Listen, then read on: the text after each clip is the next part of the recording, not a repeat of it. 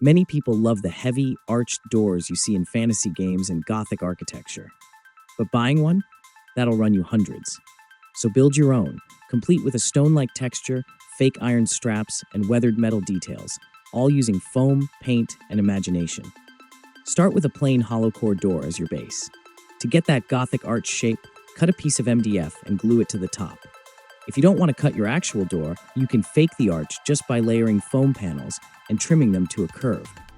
Think of this like prop making for your own house. You're creating the illusion of weight and age without adding real metal or stone.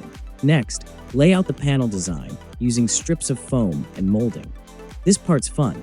You can do vertical boards, X-shaped bracing, or full medieval panels. Once they're glued down, add little foam circles as faux rivets. You can make a ton of these using a hole punch or bottle cap stencil. Now for the part that really sells it, texture and color. First, coat the entire door in a dark gray base coat. Then dry brush lighter grays and metallics to give it that iron and stone look. If you want it to look aged, add a bit of watered down black paint in the corners. That's your shadow grime. It's all about layers. No single color should dominate. It should feel like it's been sitting in a castle for a few centuries. You can find an old door knocker online for $10 and spray paint it black with a little silver on the edges. Even simple hardware completely sells the illusion.